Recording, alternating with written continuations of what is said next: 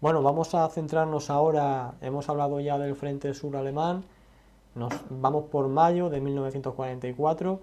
Para aquí la Unión Soviética prepara probablemente una de sus mayores ofensivas de la guerra, que es la Operación Bagration, en la cual se barre por completo al ejército norte y al ejército centro alemán, pues sin que no digo que no pusiera resistencia, que evidentemente la opuso, pero sin que pueda hacer nada para frenarlos, y de hecho los hacen retroceder, pero retroceder corriendo, cosa que en el sur habían retrocedido muy poco a poco, con muchas batallas, defendiéndose, deteniendo el avance soviético.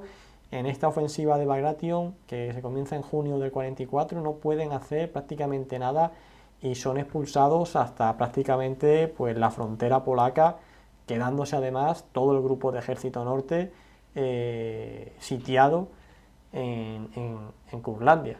No sé qué análisis puedes hacer de esto. Y aquí uno ve cómo los soviéticos planifican Bagration y lo planifican más o menos con un año de anticipación. Se está desarrollando Rumianzev y los soviéticos saben que la ofensiva en Orel y en Selomonesk no van a llegar a nada en el 43, que el grupo de ejército centro es demasiado fuerte y que ellos necesitan una concentración de armas superior. Por lo cual, estamos hablando de agosto del 43, un año antes, ellos empiezan a acumular material y fuerzas para realizar la operación. Para eso, básicamente reconstruyen todo, logísticamente toda la zona. Reconstruyen las líneas de tren que los alemanes habían destruido. Reconstruyen las carreteras, los caminos. Generan depósitos escondidos absolutamente en retaguardia. Generan puntos de concentración que no estén, que no sean fácilmente observables para los alemanes y demuestran que pueden concentrarse en los pantanos del Priapet, que ellos van a hacer que los alemanes consideraban imposible. ¿Ya? Y parte de las fuerzas logran concentrarse en los pantanos del Priapet, que van a generar una sorpresa estratégica a los alemanes en forma brutal. Después de eso, cada grupo de ejército, básicamente frente soviético, cada frente soviético va a planificar su esfuerzo principal en diferentes zonas, ¿ya? Y todos los grupos de ejército o frentes, como le llaman los soviéticos, desarrollan planes de penetración por carretera o vía alemana, donde ellos desarrollan un máximo esfuerzo, intentando ser lo más efectivos en la concentración de recursos. Pero básicamente hablamos de que Bagration representa 6 ofensivas diferentes de grupos, de frentes diferentes soviéticos en diferentes zonas, donde más encima el frente de Rokossovsky hace una ofensiva doble, ¿ya? Y logra concentrar fuerzas para hacer una ofensiva doble, que va a tener repercusiones ni siquiera tácticas, va a tener repercusiones estratégicas porque es la ruptura de, de Rokossovsky la que destruye el frente oriental del grupo de ejércitos del centro alemán. Y no solamente eso, el hueco que genera Rokossovsky es tan profundo y tan ancho en kilómetros que logra después ser explotado para, por ejemplo, embolsar a todo el grupo de ejército norte contra el Báltico, lo cual es brutal. Eh, y es debido a una preparación exhaustiva de los soviéticos. Los soviéticos aquí dan muestra de una preparación artillera exhaustiva y detallada, donde ellos básicamente tenían, pero al dedal, donde estaban todos los puntos fuertes y el sistema de defensa alemán muy bien ubicado, y generan un bombardeo en la primera línea brutal que la destruye y la despedaza. Aparte de todo esto, el grupo de ejércitos del centro, después de realizar la ofensiva y viendo que no iban a poder cubrir todo el frente, se empiezan a concentrar en las ciudades fortalezas de Hitler y en la orden de Hitler de que cuando el frente haya sido roto, las unidades que estuviesen cerca de las ciudades fortalezas se concentraran en ellas, que complica operativamente a un montón de divisiones que podrían haber estado, por ejemplo, retirándose mientras combatían. Entonces vamos a ver divisiones alemanas que se retiran mientras combaten, otras que son arrolladas en diferentes partes del frente y que se retiran en porciones, y otras que se concentran para dar una última lucha a través de las ciudades fortaleza, donde básicamente se construyen y se declaran 13 ciudades de Bielorrusia como ciudades fortaleza, desde Bialystok hasta Minsk, y básicamente se generan una pérdida de hombres brutal en esas ciudades, que no sirve ni detienen el avance principal del Ejército Rojo, que Claro. rápidamente, en menos de 6 semanas de avance, recupera todo lo avanzado por el Tercer Reich desde Barbarroja. Tenían tantas tropas que una ciudad fortaleza directamente la rodean y el resto de la masa sigue avanzando. No, no supone ningún Hay, eh, hay algo que, retroceso. hay algo que, eso sí, a muchos les genera impacto.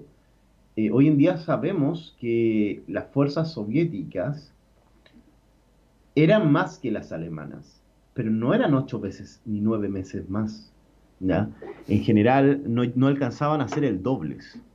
El punto es que los soviéticos podían lograr concentraciones brutales debido a que escalonaban sus ataques. Como iban escalonando sus ataques, podían concentrar brutalmente 7, 8, 10 veces más hombres y fuerzas en los puntos esenciales de penetración. Pero luego, muchas de las fuerzas que realizaban el primer golpe eran retiradas del frente y se empezaban a concentrar, reconstruir y fortalecer para después hacer otro ataque en otra zona del frente y volver a realizar lo mismo. Las fuerzas que explotaban las ofensivas soviéticas eran distintas a las fuerzas que realizaban los ataques. Es Muy, una forma diferente de ver muy la buen, guerra que tenían los soviéticos. muy buena El, aportación. Muy buena aportación. Y con respecto al ejército alemán, en esta época, en el 44, recordemos que cuando los rusos atacan, en el 21-22 de junio de 1944, se acababa de perder Roma. En Italia se habían pasado de la línea Gustava a la gótica y en Normandía pues ya se había producido el desembarco y aunque los aliados estaban atascados en las playas de Normandía para esa fecha del 22-21 de junio del 44, ya se empezaron a tener que enviar también bastantes refuerzos al frente occidental. Y yo te pregunto, ¿estaba el ejército alemán norte y centro de Rusia, oriental mejor dicho, preparado para aguantar esta ofensiva desde tu a punto ver, de vista? el ejército alemán podría con la... A ver, el grupo de ejército del centro finalmente es el grupo de ejército, la organización alemana más poderosa.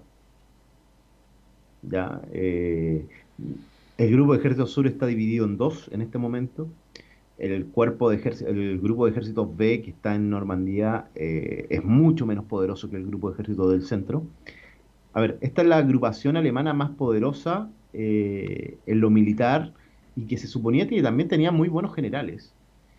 El punto es el plan de batalla alemán con anterioridad a la ofensiva soviética. A ver, se sabía que venía una ofensiva. No se sabía por qué lado iba a ser primero. Nuevamente, el error en la inteligencia alemana, que no tienen suficiente inteligencia ni información para poder saber cuál va a ser la área de máxima las áreas de máximo esfuerzo soviético. Uh -huh. Si los alemanes hubiesen sabido cuál era la área de máximo esfuerzo soviético, otro gallo hubiese cantado. Por ejemplo, Moscú, por ponerte un ejemplo, Moscú fue detenido con fuerzas menores debido a que Zhukov supo con la inteligencia soviética detectar cuáles eran las zonas de máximo esfuerzo alemán y poner fuerzas en esa zona. ¿Ya? El resto del frente estaba muy desprotegido, pero los soviéticos realizaron una concentración brutal en las zonas de máximo esfuerzo. Los alemanes no tenían idea cuáles iban a ser las zonas de máximo esfuerzo soviético. Podían concentrar fuerza después de que los soviéticos realizaran los ataques, pero nunca antes, por lo cual no podían atajar los ataques antes de, como por ejemplo si hacía gente como Model. Model, la parte de él buena es que él consideraba siempre, y más que intuitivo, él sabía leer los informes de inteligencia para concentrar en las zonas de máxima penetración, o sea, en la zona de máximo esfuerzo soviético, concentrar una cantidad de fuerza suficiente como para poder detener esos ataques. O, por ejemplo, lo que hacía Henry Zi. Henry Zi hacía básicamente lo mismo. Sabía, todos los generales sabían cuándo lo iban a atacar, era cosa de estar despierto y concentrar las fuerzas en las zonas donde te iban a atacar con más fuerza. Eh, bueno, aquí Bush es totalmente responsable de lo que pasa en el grupo de ejército del centro. Él operativamente nunca, a ver, nunca ha sido de los mariscales alemanes de mi gusto, lo considero bastante limitado, y si llegó a esa posición fue más que nada por ser un yes man de Adolf Hitler. Eh, y le termina yendo muy mal en esta ocasión. Model, que está en el grupo de ejército North Ucrania, que es el que se pega a este, al final va a ser establecido como un super mega comando donde se le dan estos dos grupos de ejército para intentar restablecer la línea, pero él restablece la línea ya llegando al Vístula. Sí, O sí, sea, claro, claro. Sí, sí. básicamente, y le cuesta a Alemania todo un grupo de ejército, literalmente. Su mayor grupo de ejército les cuesta. Y si Alemania no hubiese tenido la producción que está teniendo en 1944, eh, el ejército alemán hubiese caído. Sí, recordemos, el otro día pusimos gráficas que efectivamente, que a pesar de que Alemania a finales del 43 y en todo ya en 1944 estaba en la retirada, se retiraban todos los frentes, era la época en la que más producción estaba teniendo, pero una producción a Mm. lo bestia. Más de 6.000 Panther se construyeron desde A ver, mediados del 43 hasta que terminó la guerra. es que Y estamos hablando de material de muy alta calidad, de muy alta calidad, y también que cuesta un dineral, pero lo están haciendo ahora, al final de la guerra. ¿Ya? Ahora, al final de la guerra, donde empiezan a salir innovaciones técnicas que pudieron haber salido 4 años antes. Imagínense Alemania atacando la Unión Soviética con, no con Panther, ya, pero con la producción que había de Panther en el 41, con 4.000 tanques más. ¿Ya? Imagínense con la producción de balas que hay en este momento, ¿qué hubiese pasado? El 41. Otro gallo hubiese cantado, pero la Wehrmacht recién produce la concentración de fuerzas en el frente interno para realizar esta producción masiva. Recién. ¿Ya? claro, Y eso es por negligencia operativa no de los generales, de los políticos alemanes. Esta parte sí es culpa de los políticos alemanes. Hay cosas que tenemos que decir que son los generales, pero hay cosas que son culpa de los políticos. Los políticos desarrollaron muy tarde la concentración de fuerza para poder luchar la guerra. más Muy, o muy menos tarde. sí. Cuando se pone Speer al frente del Ministerio de la Guerra, ¿no? Cuando se nota bastante el aumento de producción.